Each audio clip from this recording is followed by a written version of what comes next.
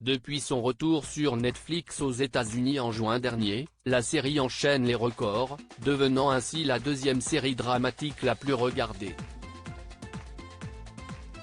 Cumulant un peu plus de 20,2 milliards de minutes visionnées au cours de ses 6 premières semaines de diffusion, Mercredi avait déjà fait fort lors de sa sortie à l'automne 2022. Sorti en 2011, Suits, avocat sur mesure vient finalement dépasser ce chiffre déjà impressionnant, enregistrant plus de 20,3 milliards de minutes entre le 19 juin et le 30 juillet. La série qui mettait en scène Meghan Markle est devenue la deuxième série la plus regardée jamais enregistrée par Nielsen si l'on considère les totaux d'audience sur ces 6 premières semaines consécutives. Un record tardif qui s'explique par l'arrivée en juin dernier de Suits, avocat sur mesure dans le catalogue de Netflix aux États-Unis. Suits va-t-elle réussir à détrôner Stranger Things ?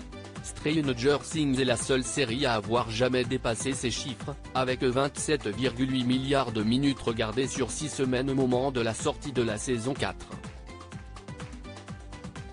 À noter toutefois que Nielsen combine l'audience de toutes les saisons, Mercredi ne comptant que 8 épisodes de moins d'une heure, la série est nécessairement désavantagée par rapport aux 136 épisodes de 42 minutes de Suits et aux 34 épisodes de Stranger Things, d'une durée comprise entre 42 minutes et 2 heures.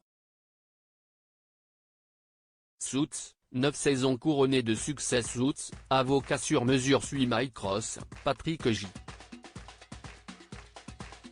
Adam, un étudiant raté qui parvient toutefois à se frayer un chemin jusqu'à un poste d'associé au sein du cabinet new-yorkais Pearson Hardman, alors qu'il n'a jamais fréquenté la moindre école de droit.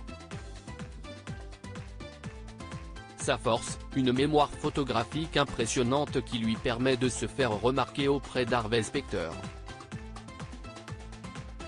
Louis Litt, un collègue jaloux et suspicieux, s'acharne contre Mike, qu'il veut démasquer mais qui peut, heureusement, compter sur le précieux soutien de Rachel Zane, une assistante juridique, dont il tombe amoureux. Après 9 saisons, la série s'est finalement terminée en 2019 au grand regret des fans, qui réclament régulièrement une nouvelle saison de leur série préférée.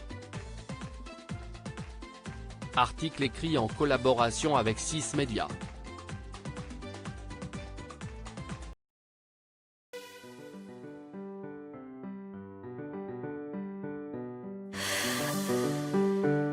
The man I love just had